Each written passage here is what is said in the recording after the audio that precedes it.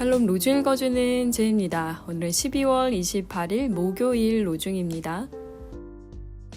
주님은 들짐승들이 뜯을 풀이 자라게 하시고 사람들이 밭가리로 채소를 얻게 하시고 땅에서 먹거리를 얻게 하셨습니다.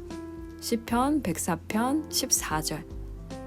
모든 일에 언제나 우리 주 예수 그리스도의 이름으로 하나님 아버지께 감사를 드리십시오.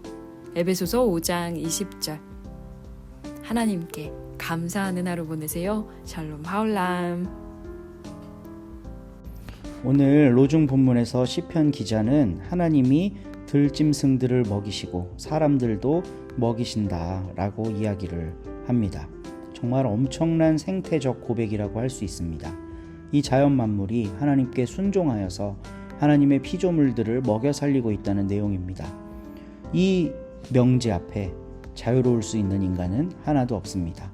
땅에서 나는 먹거리가 아니고서는 우리의 생명을 유지할 수 없고 하나님이 공급해 주신 공기와 물 이런 것들 아니고서는 우리가 1분 1초도 생명을 이어갈 수가 없기 때문입니다. 그런데 인간의 반역심은요, 이런 것들을 스스로 얻어낼 수 있다고 여기는 것으로부터 시작해요. 하나님이 주신 게 아니라 내가 얻어낸 거다. 내가 만든 거다. 내가 가지고 있는 모든 것들 내가 이루어낸 거다.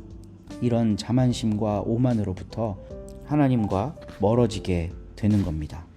한 해를 마무리하는 연말입니다. 2023년을 성찰하면서 이룬 것들이 있다면 그 모든 것들이 하나님이 주신 것임을 고백하는 신앙을 우리가 탑재하게 되기를 바랍니다. 교회에서 태어나면서부터 쭉 생활을 하면서 참 많은 분들을 봤습니다. 요즘에는 기독교 유관 기관들하고 연대하고 또 일하면서 특별히 최근에는 한 사람의 신앙인이었던 함석헌을 기리는 함석헌 기념사업회에서 일하면서 또 새로운 많은 분들을 만나게 됩니다. 여기에서 뭔가 공동체 내의 질서가 깨지거나 사람들 간에 불화가 생기게 되는 포인트들을 잘 관찰해 보게 되는데요. 다 이게 밑바탕에 깔려 있더라고요. 내가 했는데 나를 왜 안 알아주냐는 거예요. 그러면 그 공동체의 지도자 그룹이나 혹은 목회자들은 그런 분들을 달래고 얼르고 우쭈쭈쭈 하느라고 에너지를 소비해버려요. 내가 했는데 이게 공동체를 해치는 제일 큰 위험 요소가 아닌가 생각을 해봅니다. 그래서 시편 기자의 신앙을 오늘 우리가 다시 되새겨봅니다. 하나님이 먹이시는 거구나. 내가 내 손과 발을 바쁘게 놀려서 얻은 것 같지만 다 요행이었어. 하나님이 주신 거야. 이 고백이 우리 안에 있다면 앞으로 다가올 크고 작은 갈등들이 예방될 수 있지 않을까요? 무엇보다 개인적으로 한 해를 마무리하면서 이 관점을 갖고 내 삶을 성찰한다면 부족했던 건 내 탓이요. 잘 된 건 하나님 때문이구나 라는 신앙의 미팀이 생겨나게 될 겁니다. 오늘도 좋은 하루 되시고 며칠 남지 않은 2023년 잘 보내시기를 바라겠습니다. 21장. 또 나는 보았습니다. 새 하늘과 새 땅이 있었습니다. 처음 하늘과 처음 땅은 사라져버리고 없었기 때문입니다. 바다도 더는 없습니다. 또 나는 거룩한 도시 새 예루살렘을 보았습니다. 하늘로부터 하나님에게서 내려오고 있었습니다. 자기 남편을 위하여 꾸민 신부같이 준비되어 있었습니다. 또 나는 들었습니다. 임금 자리로부터 큰 소리가 말했습니다. 보세요, 하나님의 거처가 사람들 가운데 있습니다. 하나님이 그들 가운데 거처를 두실 것입니다. 그들이야말로 하나님의 백성이 될 것이고 하나님이 친히 그들과 함께 계실 것입니다. 그들의 하나님이 되실 것입니다. 또 하나님이 그들의 두 눈에서 눈물을 다 닦아주실 것입니다. 이제 죽음이 더는 없을 것입니다.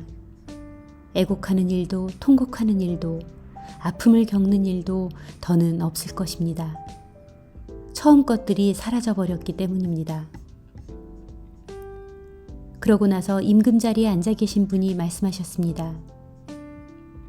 보아라, 내가 모든 것을 새롭게 한다. 또 말씀하십니다. 받아 적어라. 이 말들은 믿을만하고 참되기 때문이다. 그리고 나에게 말씀하셨습니다. 이제 다 이루어졌다. 나는 알파와 오메가, 처음과 끝이다. 내가 목마른 사람에게 생명수 샘에서 거저 마시게 할 것이다. 이기는 사람은 이것들을 물려받을 것이다. 나는 그에게 하나님이 되고 그는 나에게 아들딸이 될 것이다. 그러나 겁쟁이들과 믿음을 지키지 않는 사람들에게는 다르다. 역겨운 사람들과 살인자들, 음란한 짓 하는 사람들과 주술사들, 우상을 섬기는 사람들과 모든 거짓말쟁이들에게 돌아갈 몫은 불과 유황으로 타는 못이다. 이것이 두 번째 죽음이다. 또 그 마지막 7개의 재앙으로 가득 찬 그 7개의 그릇을 가진 그 7 천사 가운데 하나가 왔습니다. 그가 나와 더불어 이야기를 나누며 말했습니다. 이리로 오세요. 내가 그대에게 신부, 곧 어린 양의 아내를 보여드리겠습니다. 그러고서 그는 나를 성령님 안에서 이끌어 크고 높은 산으로 데려갔습니다. 거기서 나에게 거룩한 도시 예루살렘을 보여주었습니다. 그 도시는 하늘로부터 하나님에게서 내려오고 있었습니다. 그 도시는 하나님의 영광으로 빛났습니다. 그 도시의 눈부신 빛은 보석 같았습니다. 크리스탈같이 맑은 벽옥 같았습니다.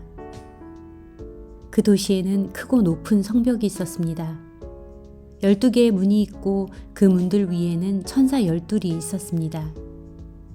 또 문들 위에는 이름들이 적혀 있는데 이스라엘 자손 12지파의 이름들이었습니다. 동쪽에 문이 3개 있고 북쪽에 문이 3개 있고 남쪽에 문이 3개 있고 서쪽에 문이 3개 있었습니다. 그 도시의 성벽에는 12개의 기초석이 있는데 그 기초석들 위에는 어린 양의 12사도의 이름이 적혀 있었습니다. 나와 이야기를 나누는 그 천사는 금으로 된 측량막대를 가지고 있었습니다. 그 도시와 문들과 성벽을 재기 위한 것이었습니다. 그 도시는 바른 네모꼴로 자리 잡고 있는데 그 세로 길이는 너비만큼입니다. 그 천사가 그 도시를 측량막대로 재었더니 12,000 스타디온이었습니다. 그 길이와 너비와 높이는 같습니다. 또 그 성벽을 재었더니 그 두께가 사람의 재는 자, 곧 천사의 자로 144 페퀴스였습니다. 그 성벽의 재료는 벽옥이었고 그 도시는 순금으로 되어 있는데 순수한 크리스탈 같았습니다. 그 도시의 성벽 기초석들은 온갖 보석으로 꾸며져 있었습니다. 첫 번째 기초석은 뷰치옥이고 두 번째는 사파이어이고 세 번째는 마노이고 네 번째는 에메랄드였습니다.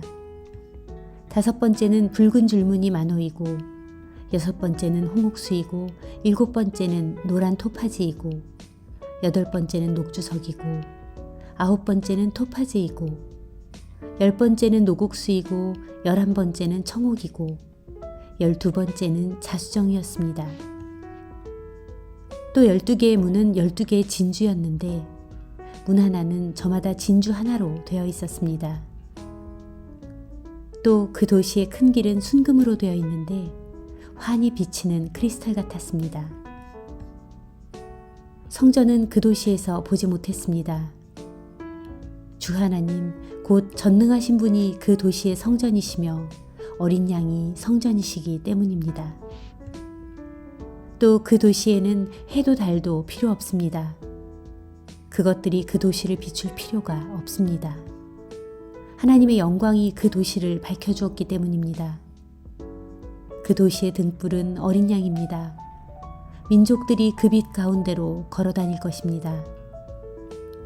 땅의 임금들도 자기들의 영광을 그 도시로 가져옵니다. 또 그 도시의 문들이 온종일 결코 닫히지 않을 것입니다. 그곳에는 밤이 없기 때문입니다. 사람들이 민족들의 영광과 명예를 그 도시로 가져올 것입니다. 거룩하지 않은 그 무엇도, 또 역겨운 짓과 거짓된 짓을 하는 그 누구도 그 도시에 절대 들어가지 못할 것입니다. 오직 어린 양의 생명책에 적혀 있는 사람들만 들어갈 것입니다. 아멘.